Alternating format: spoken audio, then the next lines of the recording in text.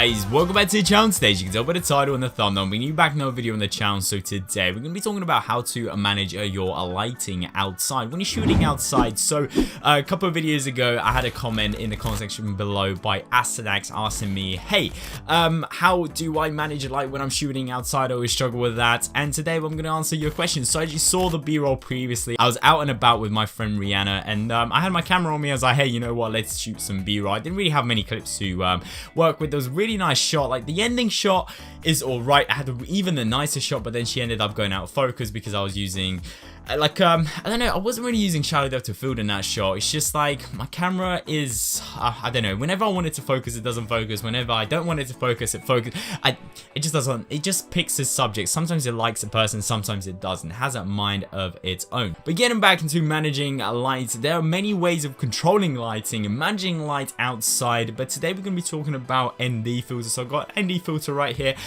They are like the cheapest accessory you can ever buy for your camera and your camera lens. So basically what an ND filter does, it allows you to control the amount of light that hits the camera or goes into the lens and then hits the sensor on your camera. So a lot of people like the buttery smooth shots or the buttery smooth framing and composition. For example, like now, like the background is out of focus, you know, nice and buttery, like a really nice bokeh, and then I am in focus, like a shallow depth of field. That look tends to look quite cinematic and quite pleasing to the eye because you're focusing the attention to the subject that you want the audience to look at by blurring everything out and keeping the subject, in this case me, or like in B-roll, like my friend Rihanna or whatever she's doing, in focus. So when the audience are watching the content, they know what to mainly focus on. So getting back to the ND filter, what is it? Well, like I said, it's sunglasses for your camera, and the way you use it is grab your lens and then you literally just screw it on. And when you screw it on, what it allows you to do is adjust the amount of light that goes into the lens. And a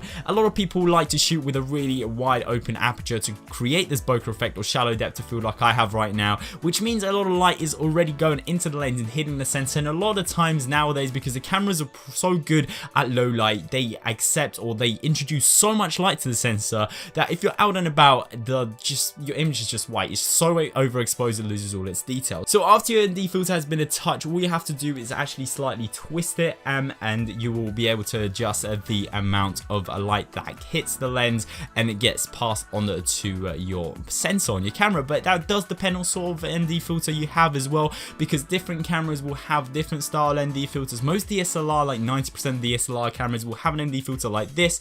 There are different sizes. What I recommend is you get the largest ND filter and grab like adapter rings.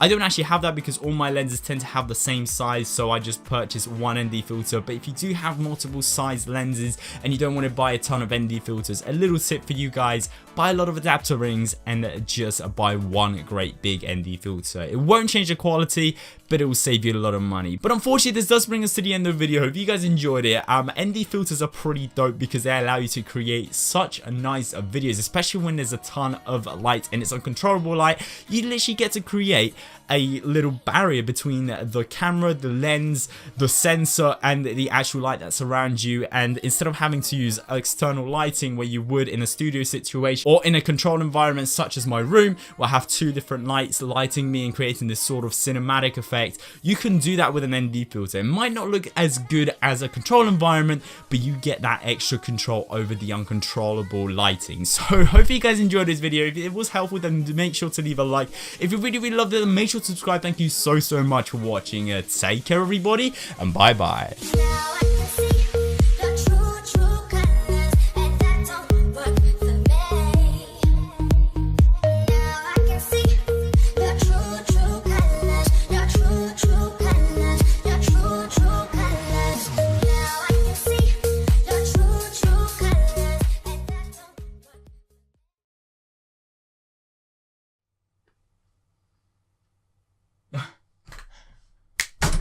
Ow.